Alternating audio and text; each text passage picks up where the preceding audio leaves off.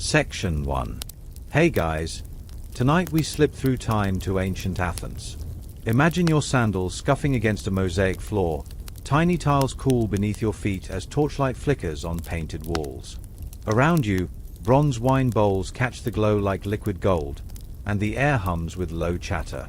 You're about to join a symposium, one of those exclusive all-male gatherings where philosophers debate, poets whisper verses, and wine flows like a river. But let's be honest, you probably wouldn't survive the first hour without breaking some unwritten rule. So, before you get comfortable, take a moment to like the video and subscribe, but only if you genuinely enjoy what I do here. Drop a comment too. Tell me where you're listening from and what time it is there. Now, dim the lights, maybe turn on a fan for that soft background hum, and let's ease into tonight's journey together. You're arriving fashionably late. The host's door creaks open, and a slave guides you down a hallway smelling of olive oil and dried herbs. Your fingers brush a fresco of dancing grapevines, almost alive in the shadows. Ahead, laughter spills from the andron, the men's room. Inside, 9 couches hug the walls like sleepy beasts, each cradling 2 guests on plump cushions. You kick off your sandals, no dirt allowed, and claim a spot beside a pot-bellied merchant already loosening his belt. A teenage slave boy kneels to wash your feet with rosewater. His hands are warm, the water cool. "Long day," he murmurs. You grin. Athenian small talk hasn't changed much. Torch smoke stings your eyes just a little. Across the room, a man recites Homer while balancing an olive pit on his nose. Classic. Everyone here is a freeborn citizen. No women, foreigners, or enslaved folks allowed. Historians call this the heart of Athenian democracy, but let's be real, it's more like a VIP club where rich guys unwind. The slave boy hands you a shallow cup. You swirl the wine, dark as pomegranate seeds, and catch a whiff of pine resin. They used it to seal clay jars, giving the drink a sharp, woodsy tang. Mainstream fact time. Wine was always mixed with water here. Drinking it neat? Barbaric. A symposiarch, party referee, will soon decide the ratio. 1 part wine to 3 parts water for deep talks, or half and half for, well, chaos. Quirky tidbit. That mosaic floor you admired? It's slightly sloped. Spilled wine trickles into hidden drains so no one slips. Clever, right? Now, the scholarly debate. See those grumpy-looking philosophers in the corner? Historians still argue whether Symposia fueled genius ideas or were just fancy excuses to get plastered. Plato loved them. His Symposium was set at 1, but critics whispered these parties bred gossip and bad decisions. Speaking of gossip, your merchant neighbor elbows you. "Heard about Cretic wine?" he whispers. "From Crete. They spike it with opium poppy juice. Makes you see stars." You chuckle nervously. Maybe stick to the regular stuff tonight. Slaves weave through the room with jugs. One offers you a honey-drenched figure. You bite in. Sweetness bursts on your tongue, balancing the wine's bite. Around you, men recline like contented cats. Elbows propped on cushions, they debate everything.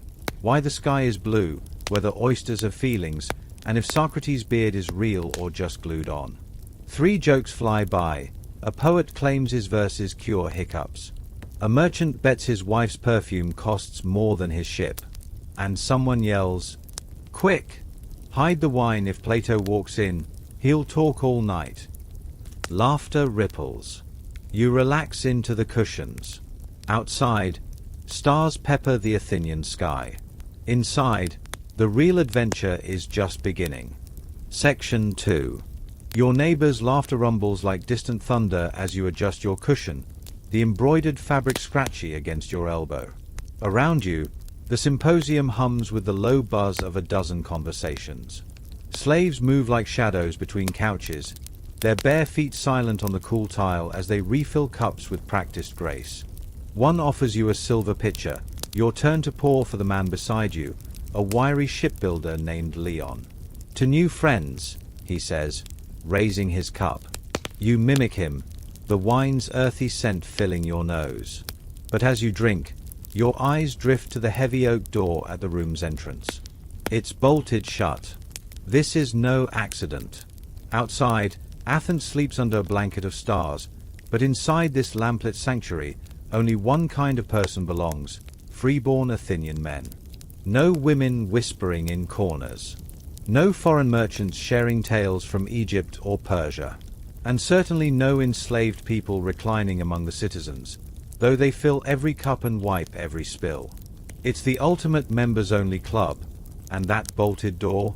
That's the bouncer. Historians agree this exclusion was central to Athenian identity. Democracy flourished because these men bonded here, sharing ideas freely among equals. Or so they claimed. Quirky tidbit: those slaves hovering nearby? They've got the toughest job tonight. If a guest's cup stays empty too long, the host might dock their rations. But if they pour too fast, they risk a drunken philosopher reciting bad poetry at them. One young slave near the olive bowls keeps yawning. Poor kid probably woke at dawn grinding grain. You almost offer him your cushion before remembering the rules. Freeborn men only. Always. A joke cracks through the murmur. Know why Pericles never brings his wife? Chuckles a red-faced potter. Because she'd ask why we're still using his ugly vases. The room erupts. Even Leon snorts wine through his nose, dabbing his tunic with a sheepish grin. You glance toward the door again. What if someone knocked right now? A traveler seeking shelter? A neighbor smelling roasted lamb? Tough luck. Athenian custom demanded outsiders be ignored, knocks drowned out by deliberate laughter or poetry recitals. Scholars still fiercely debate whether this was about privacy or pure snobbery. Was it protecting sacred male camaraderie, or just wealthy citizens fearing their wives might discover how much wine they really drank? Sensory overload creeps in, the sticky sweetness of honey cakes on your fingers, the sour tang of spilled wine drying on tiles, the musky sweat of bodies packed close. A slave offers you a damp cloth scented with lavender.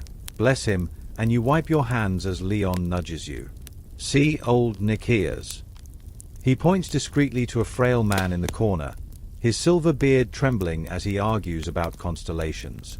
His son tried sneaking in last year. Boy was 16, thought he was man enough. Leon sips his wine, eyes twinkling. Host barred the door in his face. Kid stood outside howling like a stray cat. Another joke, this one gentler. Boys these days, they think growing chin fluff makes them philosophers. Next they'll demand cushions. Mainstream fact time, that freeborn men only rule wasn't just social, it was legal. Athens had strict citizenship laws tracing back generations. Your spot on this couch meant your father and grandfather were Athenian born. Fail that test, you'd be hauling fish at the market, not debating stars. And women? Their symposium was the household loom. Historians found graffiti near the agora complaining, "Symposia smell like wine and lies." Harsh. You shift, cushion straw poking your thigh. Outside, an owl hoots. Inside, the bolted door feels heavier somehow. A slave refills your cup, his eyes downcast. You wonder if he hears the jokes. If he minds pouring wine he'll never taste. If he counts the hours till dawn. The air thickens with smoke and unspoken hierarchies. Leon leans close, wine on his breath. "Relax," he murmurs. "No one's breaking in tonight. Unless..." He winces dramatically. Alcibiades crashes. Again. Final joke. That man could outdrink Dionysus and steal his leopard skin loincloth. Laughter follows, but it's edged with nerves. Alcibiades was infamous for gatecrashing and starting fistfights over poetry. You sip your wine. The bitterness lingers. Not from the grapes, from knowing that door divides more than wood and stone. It splits a city. Out there, Athens bustles with women, foreigners, dreamers. In here, just men, slaves, and the weight of tradition. The shipbuilder starts debating naval tactics. You watch the slave boy sweep fallen olives into a bronze tray. His knuckles are scraped raw. When he catches your eye, he offers the tiniest smile. You raise your cup to him, just a fraction, before turning back to the room. The Symposium rolls on, oblivious. Section 3. The murmur of voices dips suddenly as a stocky man with oiled curls rises from the central couch. All eyes follow him. This is Lysander, tonight's symposiarch. He lifts a bronze pitcher, sunlight bright even in torchlight, and you notice his knuckles are stained purple. Wine tester's badge of honor. He clears his throat, the sound echoing off plaster walls painted with grapevines. "Friends," he booms, grinning like a boy about to share a secret. "Shall we tempt Dionysus or bore him?" This is the moment of decision. Lysander holds up two vessels, a slim-necked water jug and a bulbous wine amphora decorated with drunken satyrs chasing nymphs. Mixing them isn't just practical, it's sacred alchemy. You lean forward, elbows sinking into your cushion. Too much water, the gods might yawn. Too much wine, chaos licks its lips in the shadows. Mainstream fact, Greeks believed undiluted wine was barbaric, fit only for Thracians and madmen. Even half-strength could knock out a Spartan. So the symposiarch plays chemist, balancing revelry against reason. Lysander tips the wine first. Dark liquid glugs into a massive crater bowl, its ceramic side sweating. The scent hits you, fermented grapes, yes, but also pine resin from the jar's lining. That's the quirky twist. Athenians hated cork. They sealed amphorae with resin and olive oil, giving every vintage a sharp, foresty bite. You catch whispers around you. 2-1. Nonsense. 3-1 for clear heads. Lysander winks, pouring water in a glittering arc. The streams marry in the crater, swirling like storm clouds. Scholars still spar over this ritual. Was it about temperance or Athenian superiority? Some argue dilution proved their civilization. Only savages drank straight wine. Others chuckle. Maybe their local vintage tasted like donkey sweat without disguise. A slave offers you a tasting cup drawn from the crater. You sip. Coolness first, then warmth spreading down your throat, a gentle buzz, not a punch. Perfect, sighs the merchant beside you. Strong enough to kiss your wife's cousin, weak enough to deny it tomorrow. Joke 1 lands. Lysander isn't done. He dips a silver ladle, spills 3 drops onto the mosaic floor. "For Dionysus," he intones. "May he bless our folly." The wet spots darken the stone instantly. More libations follow, dribbles for Zeus, Hermes, and Aphrodite, because love needs lubrication. Joke 2. You join in, flicking wine from your cup. It's strangely soothing, this tiny sacrifice. Historians found Symposia drains crusted with decades of offerings, proof that tipsy Greeks were still pious. Now the tasting deepens. A slave refills your cup. You notice the water came not from a well, but flavored with sea salt or honey. Another trick, bad wine masked with additives. Your shipbuilder friend Leon sniffs suspiciously. Smells like last year's vintage, left in the sun. Lysander hears him. "Ah, but taste the finish." You do. Beneath the resin, there's a hint of raisins. Quirky tidbit. Some hosts toss dried fruit into craters to revive tired wine. Think of it as ancient box wine hackery. Debate swirls with the wine. Does dilution spoil the grape's essence? A young philosopher scowls. Water corrupts truth. An older poet retorts, truth drowned is still truth. Joke 3, says the man who watered down his epic to fit one scroll. Laughter ripples. You watch Lysander hover near the crater like a mother hen. He catches a slave topping cups too fast. Easy, lad. We're philosophers tonight, not pirates. Suddenly, a hiccup cracks the air. Then another. The room stills. Hiccups were omens, good or bad depending on timing.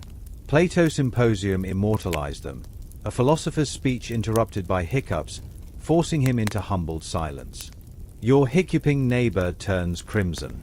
Apologies. The wine. Lysander beams. Dionysus approves. Relief sighs through the room. You drain your cup. The mix is ideal. Warmth without fog, courage without recklessness. Through the haze, you spot the symposiarch's secret. He adds extra water to the cups near the hot-tempered lawyer. Smart man. Outside, an owl calls. Inside, the crater gleams, half empty now. Leon nudges you. Next round's on you. You rise, reaching for the ladle. The wine's surface shivers as you dip in. Here's to balance. Here's to not waking up in a donkey cart. Here's to Dionysus, grinning somewhere in the shadows. Section 4. Your fingers curl around the ladle's cool handle, its bronze surface slick with condensation. As you draw it from the crater, wine droplets patter like rain on the surface below. Around the room, cups lift in unison, a forest of waiting vessels. This isn't just drinking, it's communion. To Dionysus. Lysander calls out, his voice thick with reverence.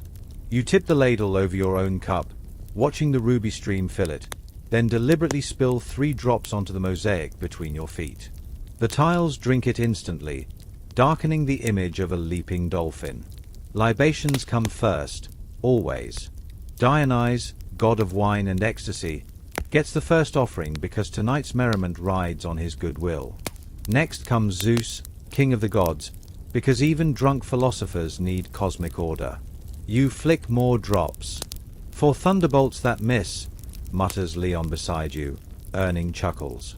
Joke 1, divine insurance. Mainstream fact, these spill offerings weren't symbolic theater.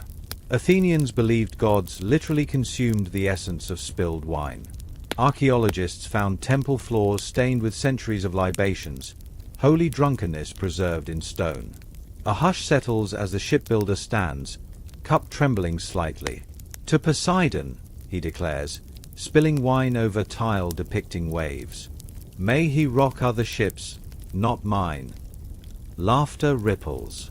Joke 2, sailor's self-interest. You join the chorus, honoring Athena for wisdom, though your head already feels delightfully fuzzy, and Aphrodite for, well, complications. Especially complications, adds a potter, wiggling his eyebrows. The room roars. Quirky tidbit, that dolphin mosaic you dribbled wine on? It's not decoration, it's a target. Later, during the Kottabos game, you'll fling wine dregs at it for luck in love. For now, it's a sacred canvas. You study the crater again. See those figures painted black? Silhouettes of satyrs dancing. Scholars still argue whether libations were heartfelt piety or peer pressure. Did Athenians fear divine wrath, or just fear looking impious in front of friends? The mood shifts as cups lower. Philosophy stirs like a waking beast. A lean man with a mathematician's intense gaze rises. Philosophers, known for dissecting clouds and souls with equal precision. Wine reveals truth, he begins, swirling his cup. But whose truth? The wine's, the water's, or the fool holding the mix? He pauses, letting the question hang. Torchlight catches the wine surface in his cup, throwing liquid stars onto the ceiling. Leon groans softly. Here we go. But you lean in. This is why you came, the clash of ideas fueled by Dionysus' gift. Philocles argues wine unveils hidden selves, the miser becomes generous. The coward finds courage. A merchant scoffs. Then why does my wife just get sleepy? Joke 3, met with snorts. But the mathematician isn't done. Consider love, he murmurs, and the room stills. Love, the Symposium's favorite quarry. He paints a picture, Eros as a mischievous child, shooting arrows dipped not in poison, but in wine. Love drunk is love amplified. Grander. More. He searches for the word. Theatrical. Murmurs follow. Someone quotes Sappho's verses on aching hearts. Another counters with Hesiod's warning, wine love breeds mourning regrets.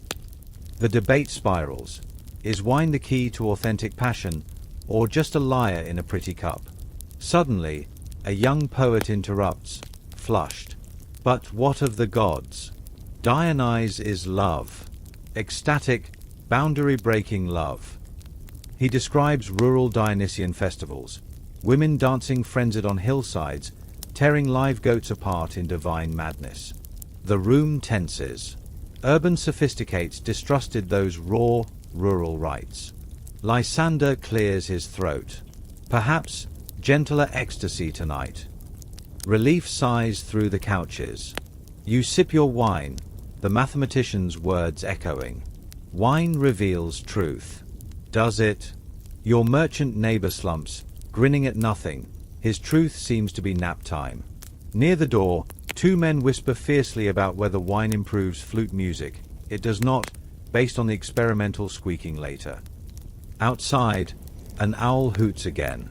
Inside, truth feels slippery, shifting with every refill. Philocal sits, satisfied. The first philosophical spark has caught. You stare at your cup's dregs, the gritty sediment of crushed grapes. What truth lies here? Leon nudges you, pointing to a dozing guest drooling on his cushion. Behold, he whispers dramatically. Wine reveals nap time. You grin, but the question lingers like resin on your tongue. As slaves refill cups, the room hums with low conversations, the god spilled wine already drying on the floor. Dionysus has his offering. Now, the human heart takes center stage. Section 5. The mathematician's words hang in the wine-scented air like smoke. Wine reveals truth, when a new voice cuts through the murmurs. It's Socrates. Not the Socrates, but a silver-haired philosopher nicknamed for his love of questions. He reclines lazily, tracing the rim of his cup. Truth, he echoes, a slow smile spreading. Or just louder versions of our usual nonsense. He pauses, letting the challenge sink in. Let's test it. Define love. Right now. Groans mingle with eager shuffles. Defining love at a symposium. Classic. Mainstream fact. Plato's famous Symposium was set at exactly such a gathering. Guests took turns giving speeches about eros, love as divine madness, love as pursuit of beauty, love as missing halves seeking wholeness. Your host grins. Fine. Socrates starts. But no cheating from scrolls. Socrates sips his wine, then begins. Not with grand theories, but a story about his teacher, Diotima. She told me love isn't a god, he murmurs, but a daimon, a spirit bridging mortals and immortals. He describes love as longing, the child of poverty and resourcefulness, forever seeking beauty it cannot hold. Torchlight flickers across intent faces. A slave refills your cup. You barely notice. Socrates' words weave a spell. Love as philosopher, eternally curious, eternally hungry. Quirky interruption. Halfway through Socrates' speech, the burly merchant beside you emits a thunderous hiccup. Then another. Silence crashes down. Hiccups. In Plato's Symposium, the philosopher Aristophanes gets hiccups mid-speech, forcing him to pause while a doctor suggests cures. History repeats itself. Socrates arches an eyebrow.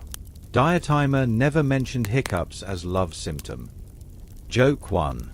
The room erupts in laughter. The merchant, red-faced, tries remedies. Holding his breath, sipping water upside down, wine spills down his tunic, even having a slave scare him. Nothing works. Hic. Perhaps, Socrates muses, love has seized your diaphragm instead of your heart. Joke 2. Finally, a physician guest suggests swallowing crushed olive pit. It works. The merchant sighs, defeated. Love is hiccup-free now. Debate reignites. An epic poet stands, swaying slightly. Nonsense. Love is Achilles and Patroclus. Glory-bound, fierce, blazing like hic. The merchant again. The poet glares. Like unstoppable fire. Joke 3. He argues love fuels heroism, while a playwright counters, heroism? Please. Love is comedy.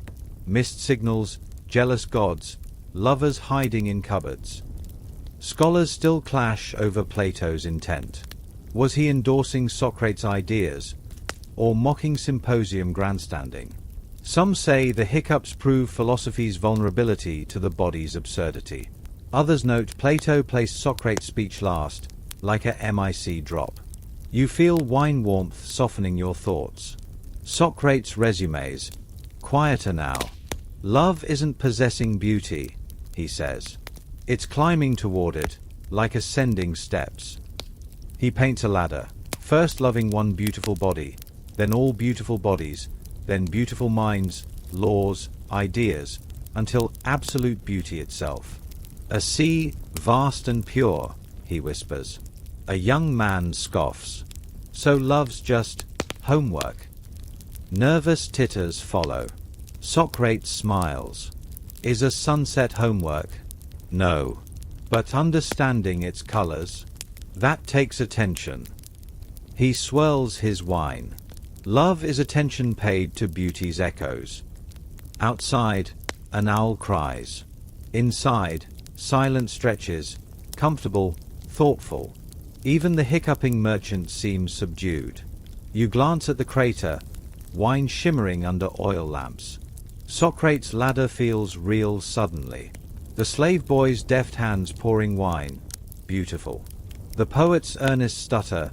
Beautiful. The mosaic dolphin swimming in stone. Beautiful. Leon breaks the spell. So, loving my wife's terrible singing?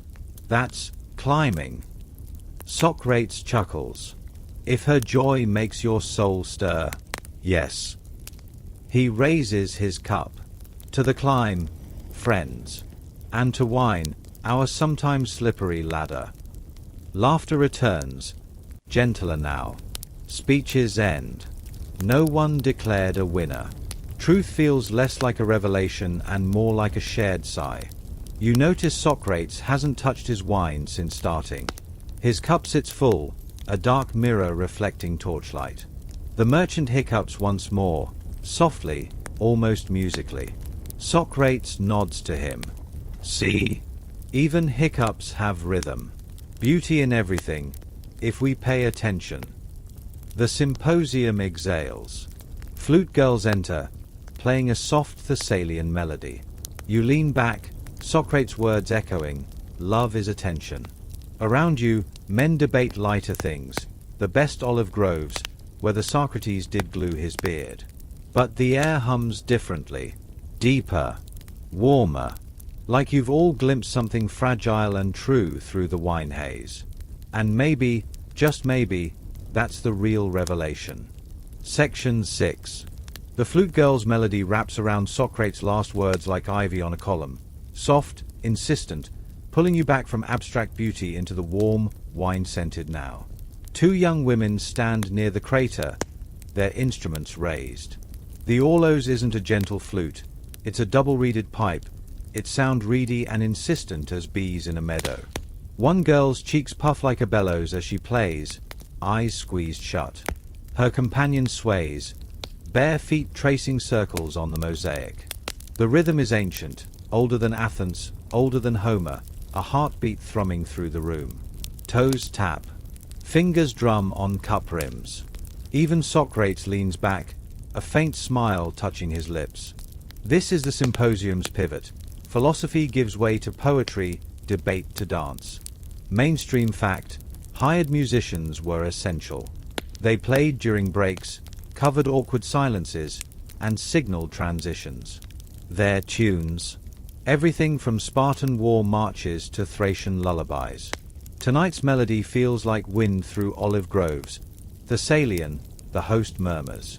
You catch the scent of jasmine oil in the girl's hair as they pass your couch. A poet stands, cup in hand. He's young, his tunic slightly askew. Here now, he declaims, voice trembling just a little, of wine-dark seas and wine-bright lies. Laughter sparks. Joke 1, a jab at Athenian politicians. His verses unfold, clever, flirtatious. He compares the city's new tax laws to a leaky trireme manned by drunk weasels. Nods and grins ripple through the room. Political satire was Symposium safe rebellion. Criticize a leader here. Noble. Do it in the assembly. Exile. Quirky tidbit. See that leather strap around the lead flute player's forehead? It's a forbear, a mouth strap helping her blow the orlos without bursting her cheeks. Historians found ceramic shards showing musicians red-faced and straining, looking like trumpeting frogs. You watch her now, veins standing out on her temples. Behind her, the other girl sets down her pipes and begins to dance, slow, twisting motions, hands fluttering like trapped birds. The poet's verses shift. Now he's weaving myth with mischief, comparing Aphrodite to a bargain-hunting housewife and Zeus to a hen-pecked husband sneaking nectar. Joke 2. Leon chuckles into his cup. Careful, lad, he mutters. The gods have ears and lightning bolts. But the rhythm carries the jests safely away. Scholars still argue fiercely about these performers. Were flute girls respected artists or decorative servants? Some scrolls praise their skill, others call them necessary noise. One fragment complains their music drowned out reason's whisper. Tonight, though, they feel vital, a living bridge between high-minded speeches and the body's simple joy. Another poet rises, older, steadier. He recites lines of Sappho, his voice softening. Love shakes my heart, like a mountain wind, falling on oak trees. The room stills. Even the flute girls pause, pipes lowering. This is different, raw, personal. No satire here, just aching beauty. Outside, the owl has gone quiet. Inside, only the poet's voice and the soft hiss of torch wicks. You feel Socrates' attention to beauty humming in your veins. The dolphin mosaic seems to ripple. Then, disruption. A tipsy merchant bellows. Louder, can't hear over my own burps. Joke 3, poorly timed. The older poet glares. The flute girls exchange a look. With a shrug, the cheek-puffing musician lifts her orlos and blows a sharp, discordant squeal, like a stepped-on cat. Laughter explodes, breaking the tension. The dancer giggles, covering her mouth. Now the verses flow freely. A shipbuilder offers a crude limerick about Poseidon's love life. A potter recites farming advice in epic meter. First, dig a hole as deep as your lies. It's democracy in action, high art and low humor sharing the same air. You notice the younger poet scribbling on a wax tablet, capturing lines for later.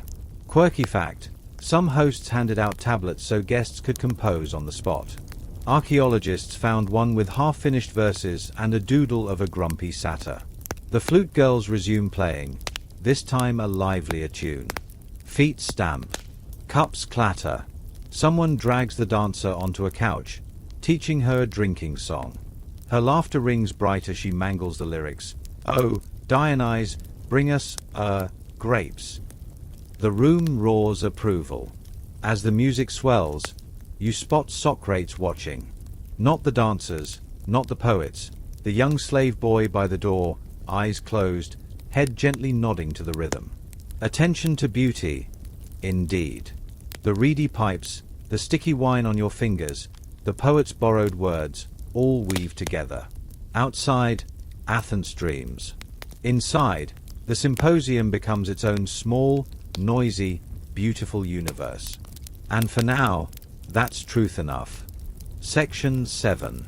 The flute girl's melody fades like the last light of sunset, replaced by a new energy rippling through the room. The oak door you'd noticed earlier, The one bolted tight against outsiders now creaks open. A hush falls, not of silence, but of sharpened attention. Through the doorway glide three women, their presence as startling as moonlight in a cellar. These are Hetairai, educated courtesans, the only women welcomed into the Symposium's inner sanctum, and only after the wine has flowed freely. You straighten slightly on your cushion. They move with a different grace than the flute girls, slower, more deliberate. Their draped robes, dyed deep saffron and sea blue, whisper against the tiles. One carries a small lyre, another a scroll case. The third holds only a knowing smile. Their hair is intricately braided, woven with silver threads that catch the torchlight like captured stars. A scent follows them, not jasmine, like the musicians, but something spicier, cinnamon and crushed myrrh. The merchant beside you inhales deeply. Ah, he sighs.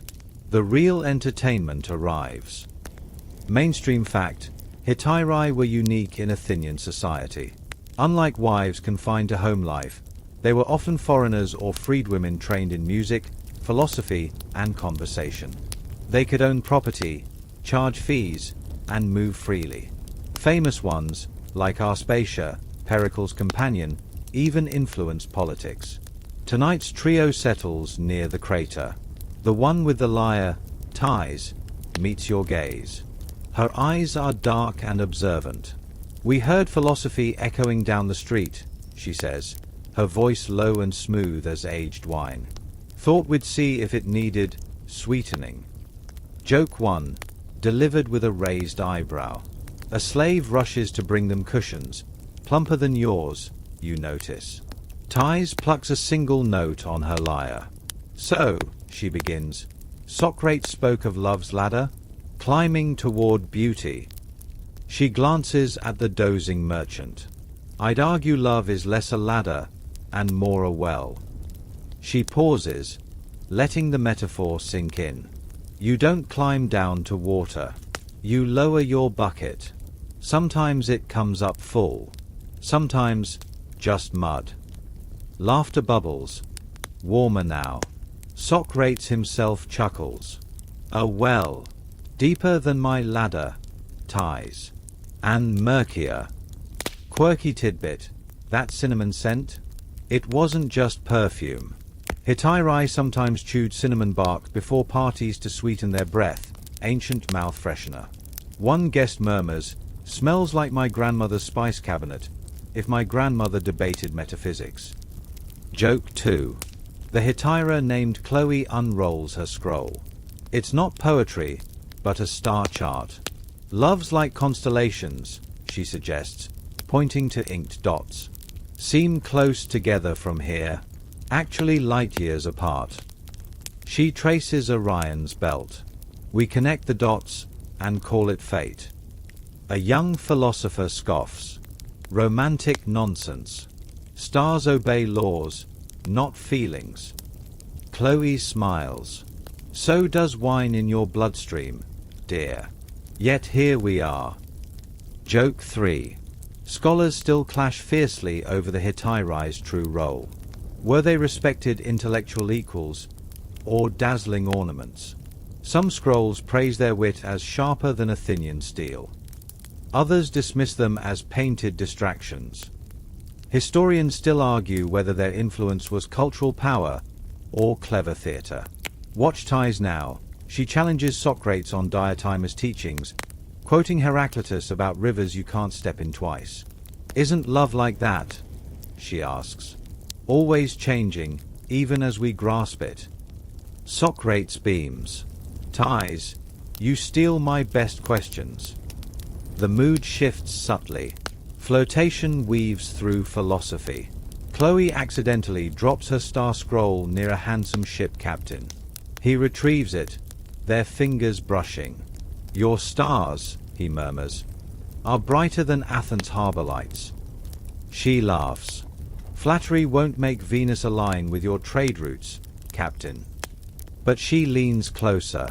The third Hetairai, Lyra, hasn't spoken.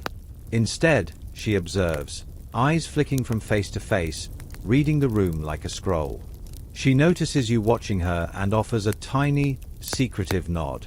Later, she drifts to your couch, refilling your cup herself, a rare honor. You ponder deeply, she murmurs, like a man weighing gold or grief. You blink. How did she guess? You'd been thinking of a lost bet, a mischance. Wine reveals, you quote Socrates lamely. Lyra's smile deepens. Wine loosens tongues. Truth was already there, waiting. Outside, a dog barks. Inside, the Symposium has transformed. Hetairai debate naval tactics with the shipbuilder, dissect star myths with the poet, and gently tease the hiccuping merchant about his amorous diaphragm. They blur lines between guest and performer, intellect and allure, respect and performance. You notice Lyra slip a small clay token into the captain's hand, a promise for later, or payment for earlier. As Thais plucks a soft melody, Socrates raises his cup to them. To unexpected wells, he toasts. May we find more than mud. The Hetairai incline their heads, their eyes reflecting the torchlight, knowing, amused, utterly inscrutable. The door, once a barrier, stands open behind them. A reminder, some boundaries, even in Athens, were made to be crossed. Section 8. The lyre's last note still hums in the air when Socrates sets down his cup, his eyes distant. This well of love Thais speaks of. He murmurs, tracing a wine stain on the table. Sometimes it bubbles up like a mountain spring. Wild, untamed. He pauses, the room leaning closer. You've heard whispers of the Maenads, yes? Dionysus women out in the hills. A hush deepens. The word Maenad hangs heavy, conjuring images of torchlit forests, frenzied dances, and rumors of, well, things polite Athenian gentlemen didn't discuss over figures. Thais stops plucking her lyre. The merchant's grin fades. Even the hiccups seem to hold their breath. Out there, Socrates continues, his voice dropping to a near whisper, wine isn't sipped from clay cups. It's gulped from goatskins. Unmixed. Raw. He describes the rural Dionysia, festivals where city rules dissolved. Women, ordinary wives, and mothers by day, would flee their homes at night. They'd vanish into the dark slopes of Mount Parnassus or the forests near Thebes, clad in fawn skins, hair loose, faces smeared with clay and crushed ivy. Mainstream fact, these were the Bacchic rites, ancient and deeply feared, respected. Wine wasn't social lubricant here. It was divine fire. Participants believed Dionysus himself possessed them, driving them into ecstatic states. Socrates leans forward. They dance. Not like our graceful flute girls, but like storms given limbs. Spinning, whirling, heads thrown back, howling prayers, or curses to the god of the vine. You feel a shiver, despite the warm room. The torchlight seems to flicker more wildly. Socrates paints a vivid picture. The rhythmic pounding of tambourines made from stretched animal hide, the sharp scent of burning pine resin mixed with crushed ivy leaves, quirky tidbit. Maenads chewed ivy for its mild hallucinogenic properties, believing it brought them closer to the god. They'd move as one, he whispers. A single creature pulsing with the earth's heartbeat. Some said they could charm snakes, make milk spring from rocks, tear living animals apart with their bare hands. He trails off, letting the image linger. Lyra, the quiet Hetairai, shifts on her cushion. Strength beyond men, she murmurs, almost too softly to hear. Or madness beyond reason. Scholars still clash violently over these rites. Were they genuine spiritual experiences, psychological releases for oppressed women, or just drunken chaos demonized by nervous city folk? Socrates offers no easy answer.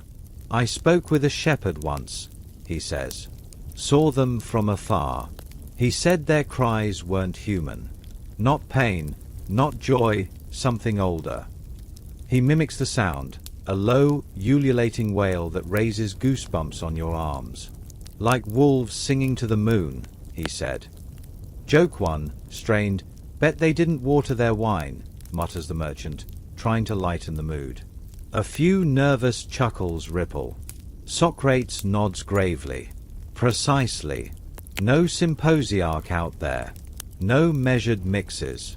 Just the raw power of the grape, channeling the raw power of the god. Ecstasy. Ecstasis, standing outside oneself. He looks around the room, at the comfortable couches, the slaves refilling cups, the delicate flute abandoned beside ties. This, he gestures gently, is Dionysus tamed. Wrapped in philosophy and poetry, served on silver platters. Safe. The contrast is jarring. The civilized Symposium suddenly feels fragile, a thin veneer over something primal and immense.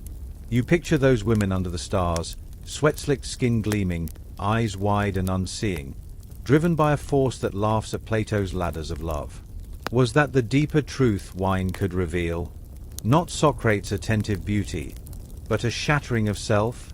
Quirky tidbit. Some rural villages used a special, thick wine mixed with barley and herbs called thyrsos for these rites, less drinkable, more like ritual gruel meant to induce trance states.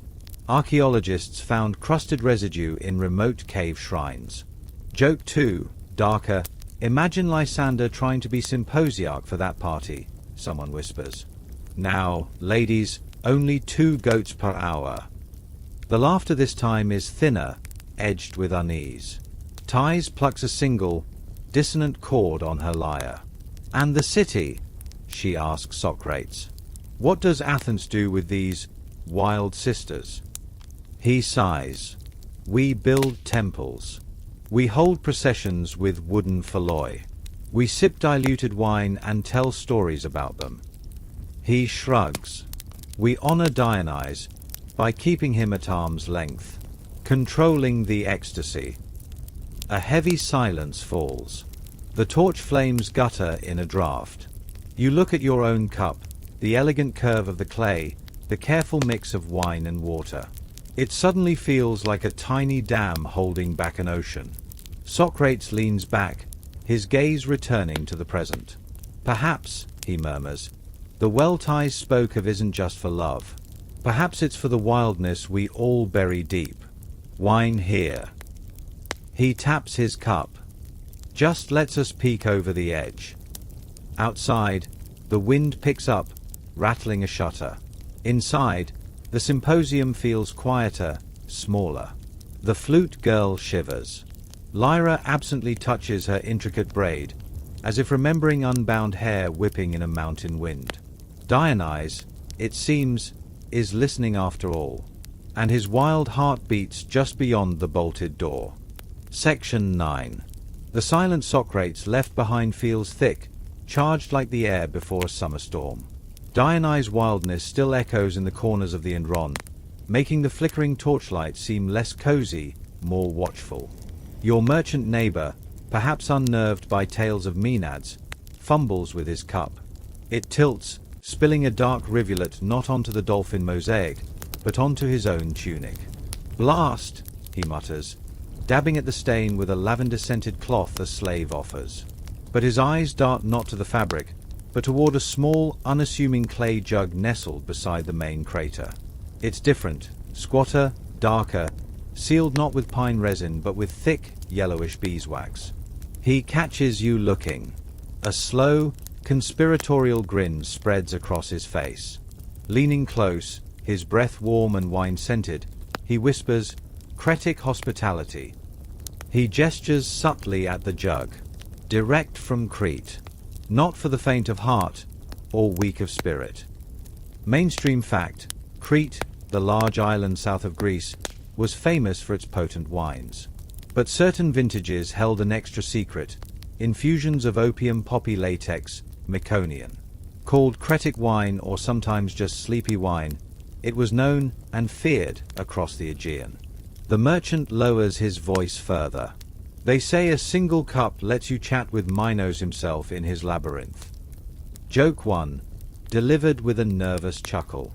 Lysander, the symposiarch, notices the merchant's gesture. His expression tightens, a flicker of disapproval crossing his face.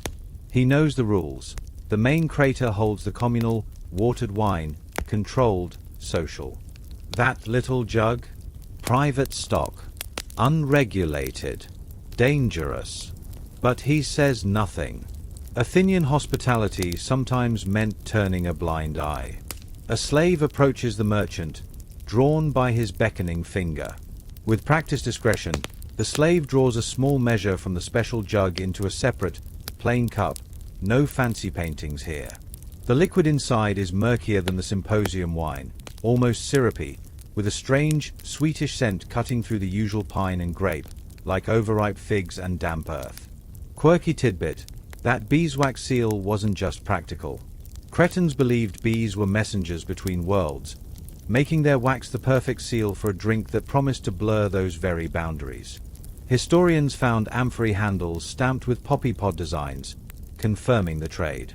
The merchant swirls the cup, watching the thick liquid cling to the sides. For inspiration, he declares, though it sounds more like a question. He takes a tentative sip, then a deeper gulp. His eyes widen slightly, then unfocus, staring past your shoulder at the painted grapevines on the wall. Ah, he breathes. The vines, they're dancing. Scholars still clash fiercely over how common this was. Was opium-laced wine a rare indulgence for the reckless few, or a poorly kept secret of elite symposia? Some scrolls dismiss it as sailors' folly. Others, like fragments from physicians, warn of dreams that trap the soul and waking death. Socrates watches the merchant with a frown.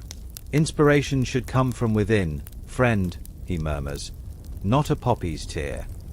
The merchant ignores him, sinking back into his cushions. A beatific smile spreads across his face. The Minotaur. He whispers dreamily. Just wants directions. Joke 2, lost in his haze. His earlier hiccups have vanished, replaced by a slow, heavy breathing. You watch, fascinated and uneasy. How long before the effect spreads? A young poet, eyes bright with curiosity, or recklessness, signals the slave. Soon, another small measure is poured. He sips, grimacing at the unfamiliar sweetness. Minutes pass. Then his gaze sharpens unnaturally. The words, he gasps, scrambling for his wax tablet. They are pouring out. Like. He stares at the tablet, stylus hovering. Like confused sheep. Joke 3, unintended. His promised torrent of inspiration seems stuck. Lyra, the observant Hetairai, studies the drugged men with detached interest. Wine reveals, she echoes Socrates' earlier words softly to you. But poppies, they remake. Truth becomes clay in their hands. She touches her own cup of watered wine. Give me clarity over phantom visions any night. The hiccuping merchant across the room, seeing the cretic jug, lets out a hopeful burp. For my condition, he pleads with the slave. The slave glances at Lysander, who gives a tiny, reluctant nod. A small sip is poured. The merchant swallows it eagerly. His hiccups cease instantly. His head lolls back onto the cushion. He begins to snore softly, a blissful expression on his face. Socrates sighs. He sought silence. He found oblivion. A steep price. He turns to the young poet, now frantically scribbling nonsense on his tablet, purple dolphins singing logic. And he sought the muses. Found only fog. The atmosphere has shifted. The earlier warmth of shared wine and debate cools. A partition seems drawn between those sipping the safe crater wine and those drifting on the Cretan current. The flute girls play a softer tune, almost a lullaby. Torch shadows stretch long on the walls, morphing into strange, pulsing shapes. The merchant who started it all murmurs something about flying through a field of stars made of cheese. Lyra raises an eyebrow. Gorgonzola, perhaps. A final, quiet joke that no one hears. You look at the little clay jug. It sits there, innocuous yet potent. A shortcut to visions Socrates climbed toward with sober thought. Dionysus offered ecstasy through wine and dance. Crete offered it in a cup. One promised communion, the other isolation wrapped in sweet, deceptive dreams. As the snores and drugged murmurs mingle with the flute's gentle sigh, the symposium feels less like a gathering of minds, and more like a harbor where some ships have quietly, dangerously, drifted out to sea. Section 10. The flute's lullaby weaves through the drugged murmurs and snores, a fragile thread holding the symposium together. Socrates watches the sleeping merchant, his expression unreadable. Then, as if shaking off a bad dream, he turns to Thais, the Hetairai tuning her lyre. Crete offers sleep, he murmurs, plucking a stray grape from a bowl. But the Scythians, they sought joy. Raw, barking, communal joy. All eyes still capable of focus shift to him. Scythians, those nomadic horsemen from the cold northern steppes? What could they possibly teach Athens about pleasure? Socrates leans forward, his voice regaining its storyteller's rhythm. Herodotus wrote of them, saw it himself, or so he claims. Picture this, not a marble and ron, but a felt tent staked on endless grasslands. Wind howling outside like a pack of wolves. Inside. He pauses, letting the image form. Inside, not wine, but hemp. Mainstream fact, Herodotus, the father of history, documented Scythian customs in his travels around 450 BCE.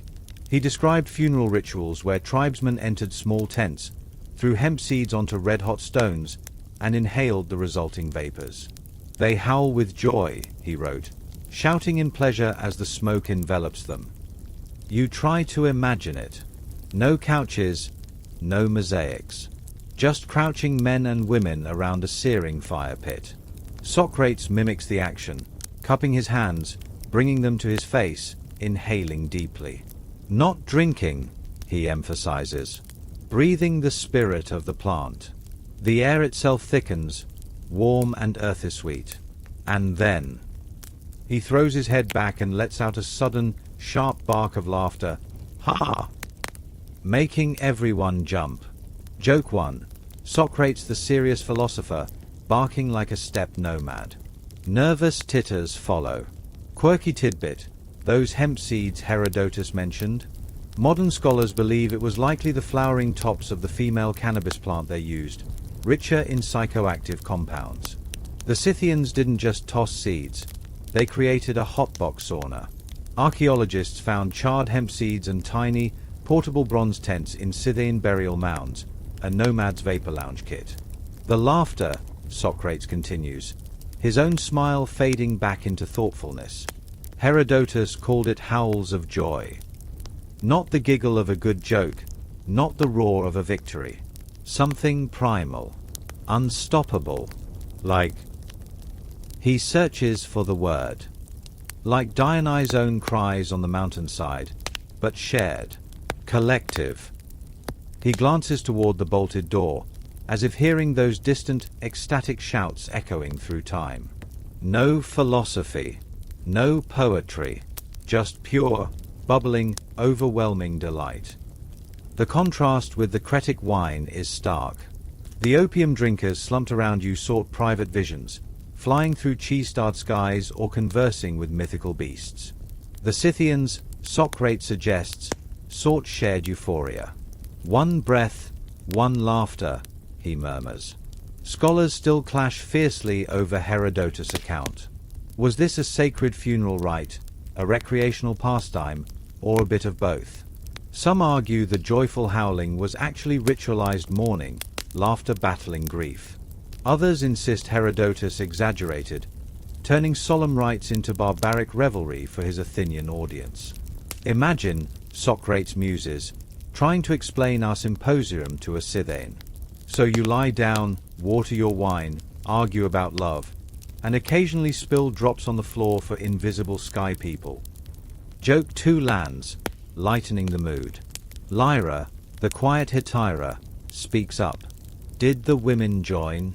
In the tents. Socrates nods. Herodotus says they did. Men, women, perhaps even horses, knowing Scythians. Joke 3. Gentle absurdity. The idea of a solemn warhorse getting blissed out on hemp smoke draws genuine chuckles.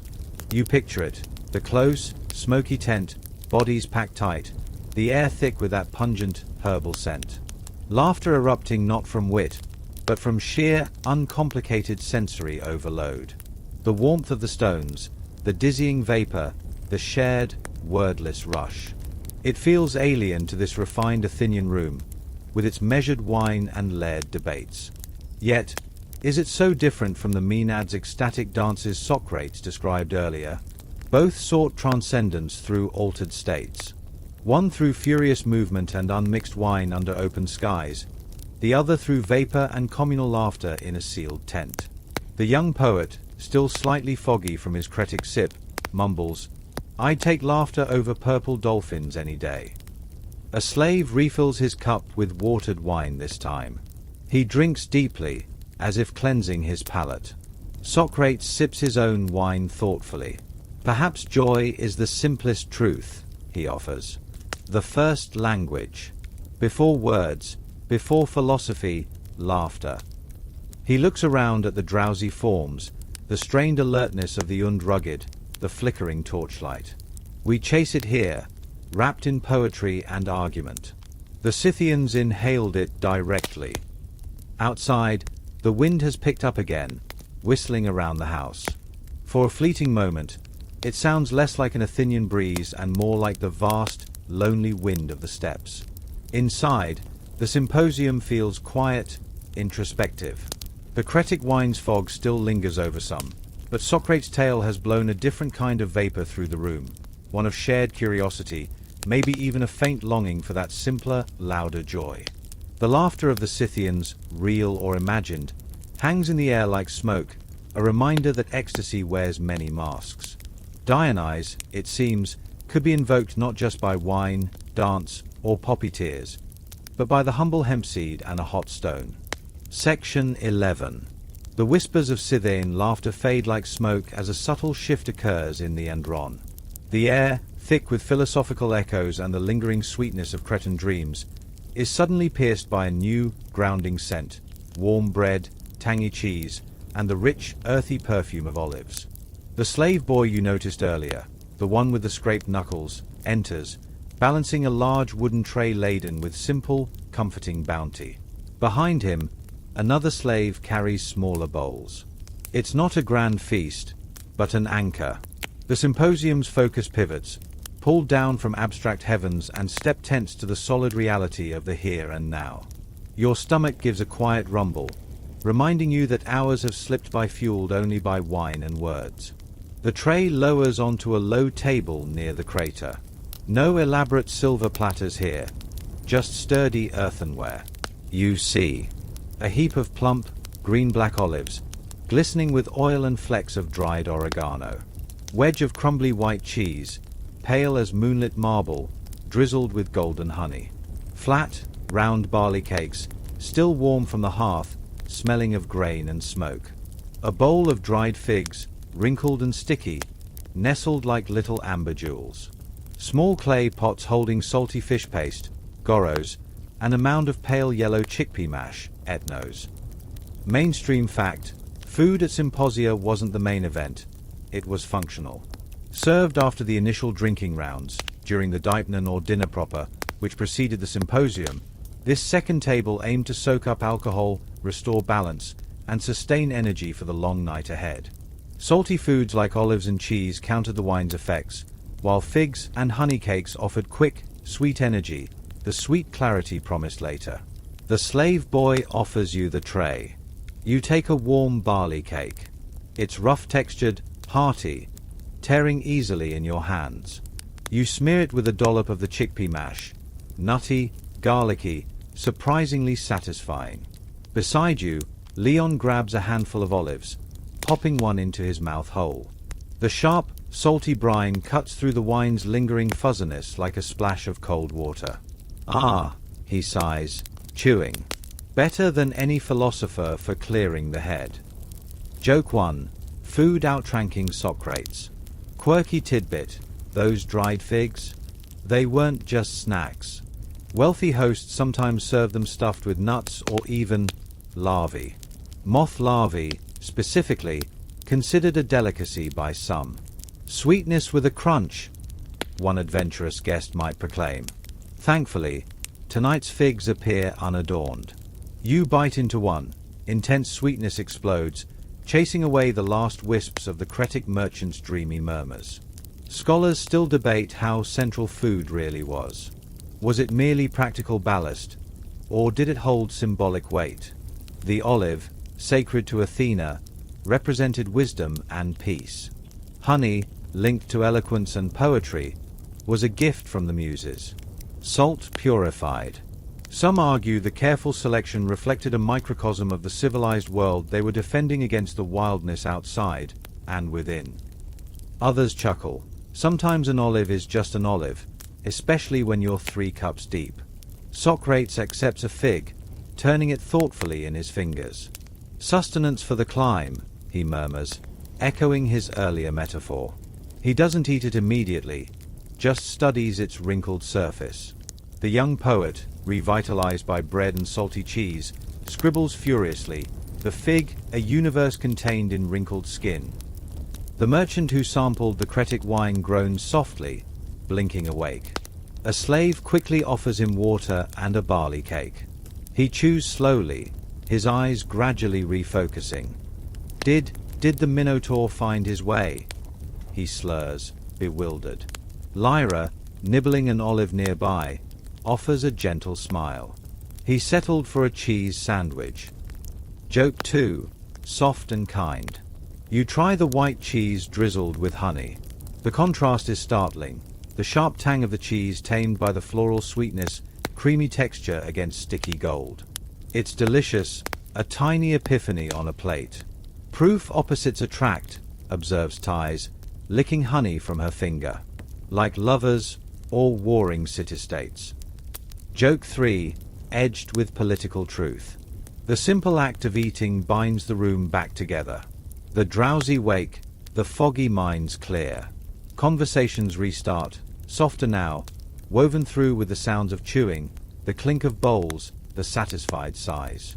The shipbuilder discusses harbor tariffs between bites of olive. The potter argues about clay sauces while spreading fish paste on bread. It's democracy of the palate. You notice the slave boy finally getting a moment. He crouches near the door, swiftly eating a barley cake plain, washing it down with water. His eyes meet yours for a fleeting second, a shared, unspoken understanding of hunger satisfied. Then his back up, refilling water jugs, ever watchful. The food does its work.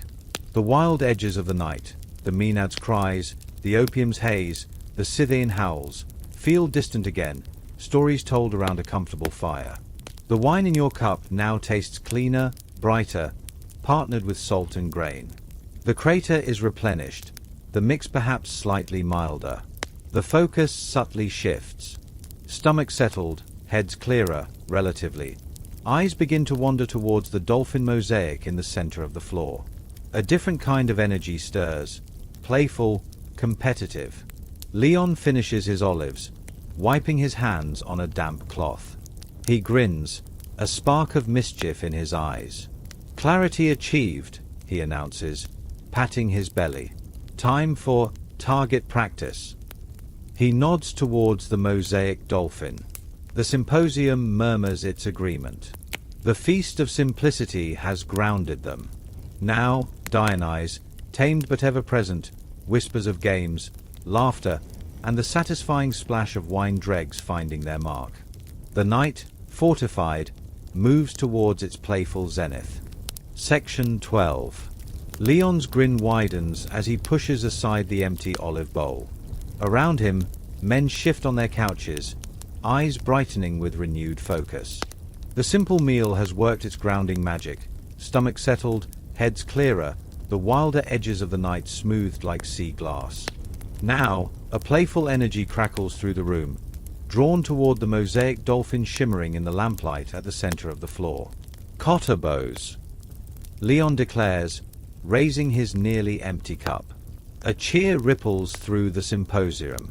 Slaves spring into action, clearing the last food trays and placing a small bronze stand beside the dolphin. Perched atop it is a delicate, saucer-sized disc, the plastings, the target. Another slave positions a shallow bronze bowl filled with water beneath it. Mainstream fact: Kottabos was the signature game of Greek Symposia. Players reclined on their couches, swirled the dregs of their wine in shallow cups called kylakes, then flicked their wrist to launch the leftover liquid toward the target. Hitting the plastings made it clatter satisfyingly into the water bowl below. But it wasn't just skill, it was divination. A direct hit might promise success in love or business. A splashy miss could mean bad luck. You first, poet. Leon calls to the young man whose head is finally clear of cretic fog. The poet grins, swirling the dark sediment in his kylix. He stretches out, leaning precariously off his couch, aiming with theatrical concentration. The room holds its breath. With a sudden snap of his wrist, he flicks, a dark arc of wine droplets sails through the air, and splatters messily on the mosaic tiles 3 fingers shy of the target. A collective groan erupts, followed by laughter. "My love life!" the poet wails dramatically, clutching his chest. "Doomed." Joke 1. Exaggerated despair. Quirky tidbit: that plastings target wasn't always a simple disc. Archaeologists found elaborate versions shaped like dancing satyrs, miniature ships, or even busts of grumpy philosophers. One wealthy host reportedly used a tiny bronze replica of his mother-in-law's face. "Improves my aim immensely," he claimed. Tonight's disc is plain, but the desire to hit it is fierce. The shipbuilder goes next. His steadier, wrist firm. Flick. A precise stream hits the plastings dead center. Clang splash. The disc tumbles neatly into the water bowl. Cheers erupt. "Safe voyages and fair winds," he crows, accepting backslaps. His prize? The blushing flute girl must kiss his cheek, a common, playful wager. She does, giggling, while Leon shouts, "Watch out, Poseidon. This one's got aim." Joke 2. Nautical boasting. Now it's your turn. You swirl the gritty dregs, mostly sediment, a little wine. The room watches. Socrates offers a dry tip: aim not with the hand, but with the soul seeking truth. You focus on the dolphin's eye within the mosaic, not the bronze disc. Flick. Your wine flies, and smacks the plastings' edge. It wobbles violently but stays put. A near miss. Truth stings the ear, not the heart. Socrates declares. Laughter follows. Joke 3. Philosophical consolation. Betting flows freely now, not coins, but favors. If I hit it, you recite my terrible epic at the Agora tomorrow. Deal. But if I hit it, you wear my wife's perfume all day. The air fills with the swish-flick splat of attempts, the clang of hits, the groan of misses, the splatter of wine on stone. The mosaic dolphin is soon speckled purple. Scholars still clash over Kottabos' deeper purpose. Was it truly seen as prophetic, a way to read the whims of the gods in wine splatters? Or was it just drunken fun, the ancient equivalent of bar darts? Historians still argue whether the loudest cheers were for skill, or for the most spectacular failures. Lyra, the quiet Hetairai, is persuaded to try. She accepts a kylix dregs, reclines with effortless grace, and flicks her wrist with the precision of an archer. Clang splash. A perfect hit. The room roars approval. Her prize. The hiccuping merchant must dance like a Scythian for 1 minute. He obliges, staggering and howling with mock fervor, making everyone howl with real laughter. The game winds down as the crater runs low. Arms tire, aim falters. The plastings lies in its water bath, glistening. The mosaic dolphin swims in a sea of purple droplets. The scent of wine is stronger now, mixed with the damp smell of spilled water and warm bodies. Leon flops back onto his cushions, sighing contentedly after a final, messy miss. "Better than debating stars," he declares, watching a slave mop the tiles. Wine, food, flying dregs. What more could Dionysus want? A comfortable silence settles, punctuated only by soft chatter and the drip of water from the plasting stand. The playful competition has knitted the room together again, smoothing over earlier tensions. But as the lamps burn lower and shadows deepen in the corners, a different energy begins to stir, restless, less easy to channel into games. Socrates watches two men in the corner arguing in sharp whispers over a missed Kottabos shot. Their voices are low, but their shoulders are tight. The night is aging, and wine's gentle warmth can sometimes curdle into something sharper. The dolphin's eye, speckled with wine, seems to watch it all. Section 13. The comfortable silence after Kottabos feels fragile now, like thin ice over dark water. You notice it first in the corner where two men, one a leather-skinned farmer, the other a sleek-haired merchant, lean close, voices no longer playful whispers but low, sharp stones scraping together. Their argument began over a disputed Kottabos throw. "Your dregs hit my sandal, not the target." But it spiraled into something heavier. Unpaid grain debts, stolen shipments, a broken promise involving a prized breeding donkey. "Liar!" the farmer hisses, his knuckles white around his empty cup. "Dreamer!" the merchant shoots back, spitting the word like a pip. Around them, the Symposium holds its breath. Laughter dies mid-chuckle. Even the soft flute melody falters and stops. Torchlight catches the tension in their shoulders, the way their bodies coil like springs. This is the shadow side of Dionysus' gift, the warmth of wine cooling into vinegar, courage curdling into recklessness. Mainstream fact: despite their reputation for philosophy and art, Athenian symposia weren't immune to violence. Vase paintings show scenes of drunken brawls, cups overturned, furniture shattered, guests grappling. Written accounts mention lawsuits stemming from symposium injuries, broken noses over disputed poetry, black eyes from gambling debts. Wine, the social lubricant, could also be the spark. Lysander, the symposiarch, rises swiftly, his face tight. "Friends, the night is long, the crater still generous." His voice is smooth olive oil poured on choppy water. Remember Alcibiades. He once started a wrestling match over a metaphor about turnips. Joke 1. Absurdity to diffuse tension. A few nervous chuckles ripple, but the farmer and merchant don't look away from each other. The farmer slams his cup down on a low table. It doesn't break, but the crack is loud in the hush. Wine slops over the rim, dark as blood on the pale wood. Quirky tidbit: Greeks believed spilling vinegar was a terrible omen for arguments. It soured the mood literally and spiritually. This spilled wine feels just as ominous. You see a slave flinch, his eyes darting to a small clay pot of vinegar used for dipping bread earlier. Thankfully, it remains capped. "Turnips?" the merchant sneers, ignoring Lysander. "This thief promised me barley, delivered chaff and pebbles. My fields burned," the farmer roars, surging to his feet, "while you counted coins in the shade." Scholars still argue whether brawls were nightly occurrences or rare, sensationalized events. Were symposia generally well-mannered affairs punctuated by legendary outbursts? Or was violence simmering beneath the surface, as common as spilled wine? Historians pore over legal speeches and comedy plays, finding evidence for both views.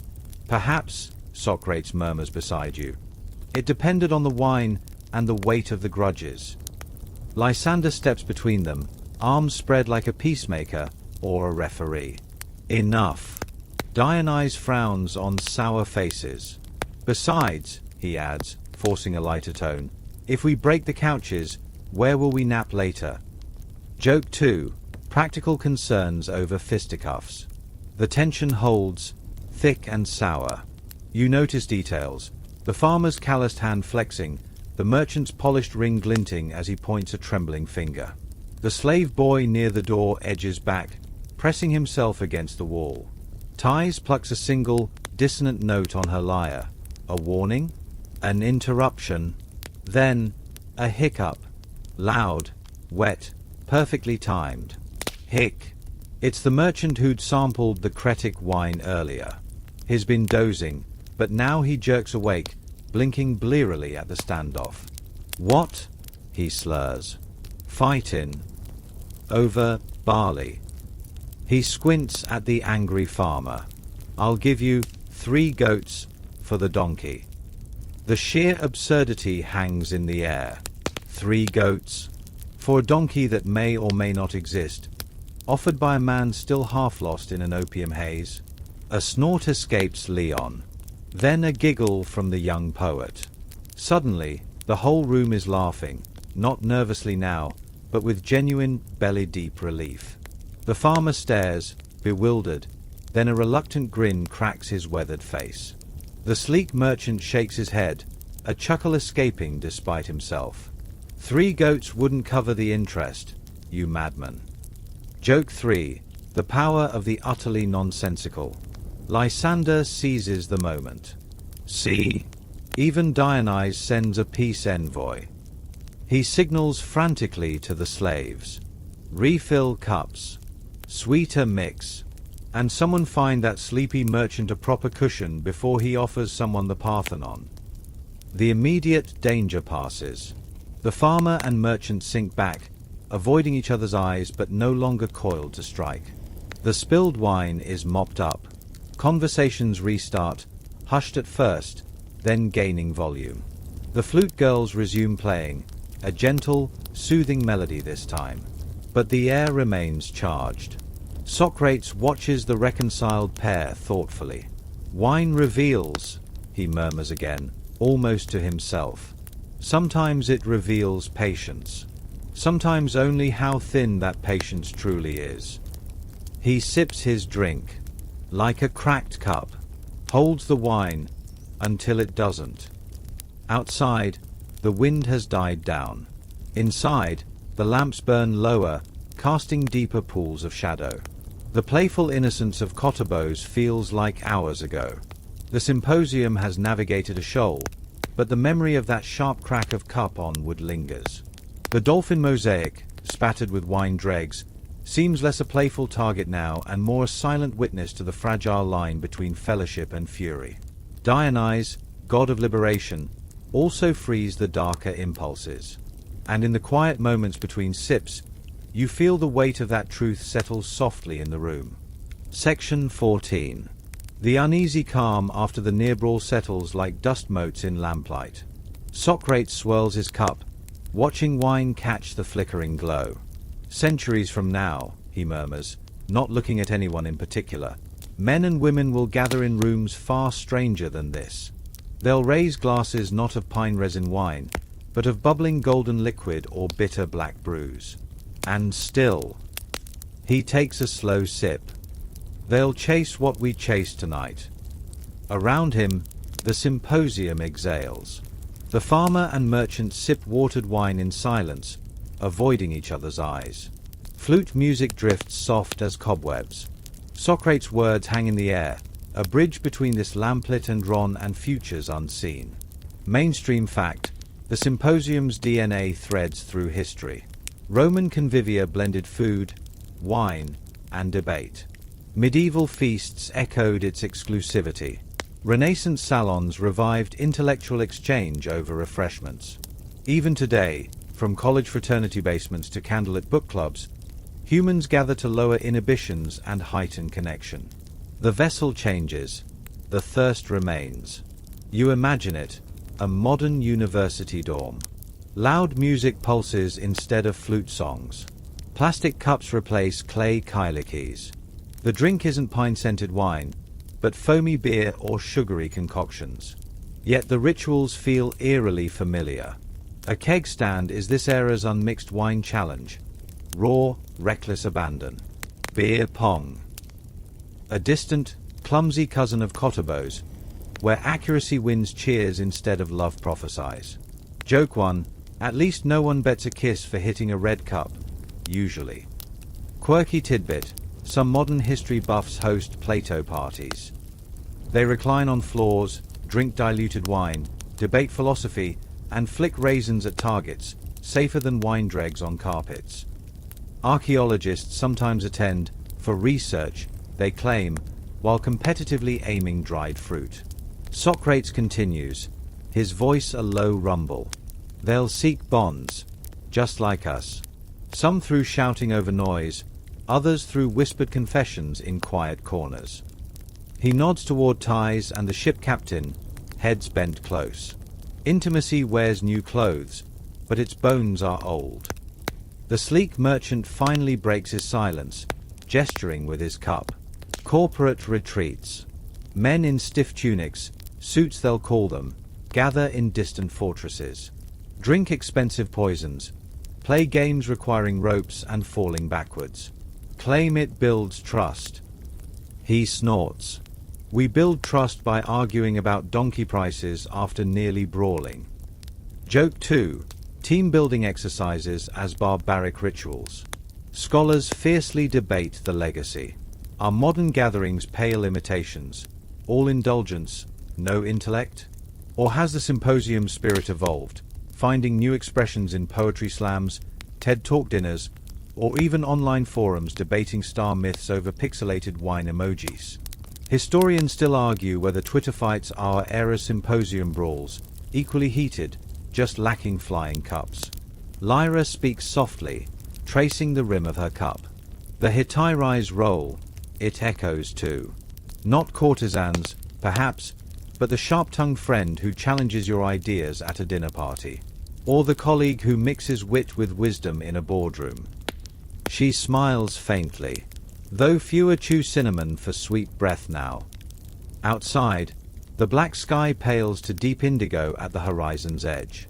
Dawn approaches. Inside, Socrates' gaze sweeps the room, the dozing Cretic dreamer, the flushed poet, Lysander anxiously monitoring the crater. Exclusivity persists, he observes. That bolted door. He points to the oak barrier. Today's gates might be velvet ropes, secret handshakes, or algorithms deciding who belongs online. You picture exclusive clubs, bouncers judging attire instead of birthright, apps filtering connections by wealth or status. The farmer mutters, still keeping folks out. Just fancier locks. Joke 3. At least our slaves could nap, Leon yawns, eyeing the young slave boy dozing upright by the wall. Modern servers just crash when overloaded. The parallels multiply like reflections in a broken mirror. The Dionysian urge for ecstasy finds outlets in raves or music festivals. Mass gatherings seeking transcendence through rhythm and chemistry, not unlike Maenads or Scythians. The pharmaceutical enhancements. Still present, from energy drinks fueling all-night study sessions to recreational substances chasing altered state Socrates might recognize as distant kin to Cretic visions. Socrates sets down his empty cup. They'll lose something vital, though. All eyes turn to him. The slowness. The lingering. We sit for hours, steeped in wine and words. Their world will rush. Connections skimmed like stones on water, not sunk deep like roots. His gaze rests on the crater, its wine-stained sides telling stories of the night. Speed sacrifices depth. A trade future generations may regret. A thoughtful silence descends. The first birdsong filters through the shuttered window, a hesitant chirp. Torches burn low, their light growing frail against the creeping grey dawn. The Symposium feels like a ship nearing harbour after a long voyage. Socrates' ladder of love, the flicked wine dregs, the shared laughter and tension, they ripple forward through time. In dorm rooms, salons, and conference centres centuries hence, humans will still seek that alchemy of mind and spirit, diluted though it may become. The vessel changes. The thirst, Socrates weary, knowing eyes seem to say, is eternal. Section 15. The first true light of dawn bleeds through the high shuttered windows, pale fingers reaching across the wine-stained tiles. Inside the Andron, the air feels thick and still, heavy with the ghosts of laughter, spilled libations, and whispered debates. Torches gutter, their flames reduced to feeble orange embers swimming in pools of melted wax. Socrates has fallen silent, his eyes half closed, fingers resting lightly on his empty cup. Lysander, the Symposiarch, gives a weary nod. The unspoken signal ripples through the room. The Symposium is over. You rise slowly, muscles stiff from hours of reclining. The world tilts slightly, a gentle, wine-warmed sway. Leon groans beside you as he stands, stretching like an old lion. Dionysus giveth, he mutters, rubbing his temples, and Aelios taketh away. Joke 1. Dawn as divine hangover. Around you, men stumble upright, blinking in the grey half-light. Slaves move with practiced quiet, collecting discarded cups and dabbing at last wine splatters on the mosaic dolphin. The scent of extinguished wicks mixes with stale wine and the lingering sweetness of honey cakes. The bolted oak door groans open for the final time. Cool, fresh air rushes in, tasting of dew-damp earth and distant sea salt. You step across the threshold, leaving the lamplit haze behind. The Athenian dawn greets you, soft, pearly grey washing over whitewashed walls and red-tiled roofs. The sky bleeds from indigo to lavender to the palest gold in the east. Stars fade like shy guests slipping away. Your sandals scuff against the packed earth of the street, the sound unnaturally loud in the hush. Mainstream fact: dawn in Athens was a time of transition. Bakers fired their ovens, filling alleys with the scent of barley bread. Fishermen hauled night catches toward the agora. Slaves drew water from public fountains. The city stirred, pragmatic and purposeful, a stark contrast to the suspended world you've left behind. You pass a fountain house where women fill Hetairai, their voices low and practical. They glance at your rumpled chiton and sleep-crusted eyes, silent verdicts delivered. Your head buzzes softly, not unpleasantly. Fragments of the night swirl like sediment in a stirred cup.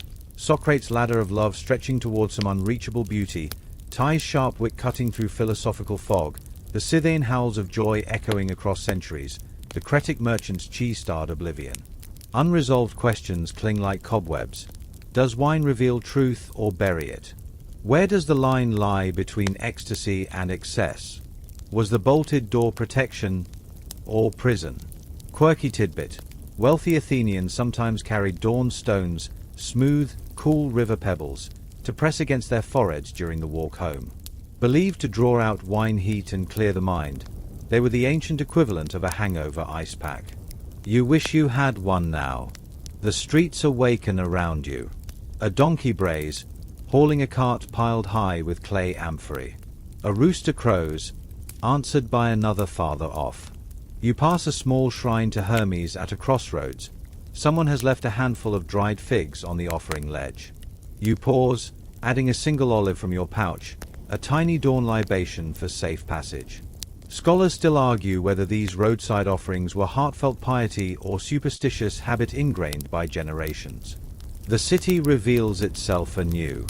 Whitewashed walls glow softly. Geometric patterns on doorway lintels emerge from shadow.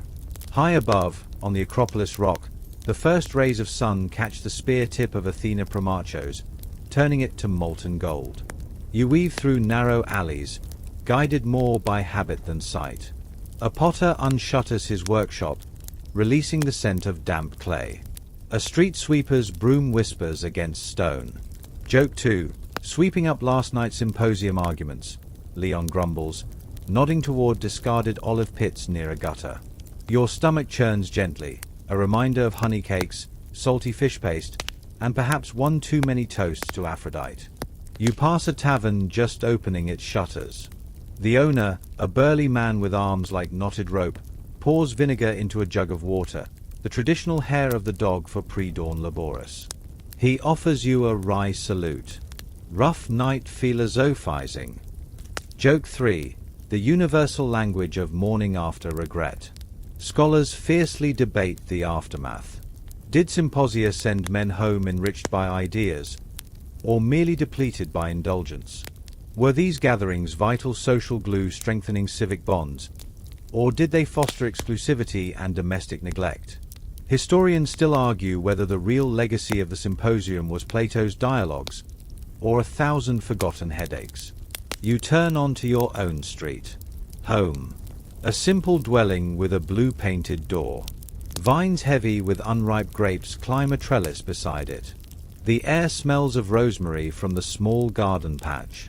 You fumble for your key, a heavy bronze thing, and the lock clicks open with a sound like relief. Inside, cool shadows embrace you. The murmur of the city fades. You kick off your sandals, the tiles blessedly cool beneath your feet. A single oil lamp glows in the corner, left burning by a thoughtful servant.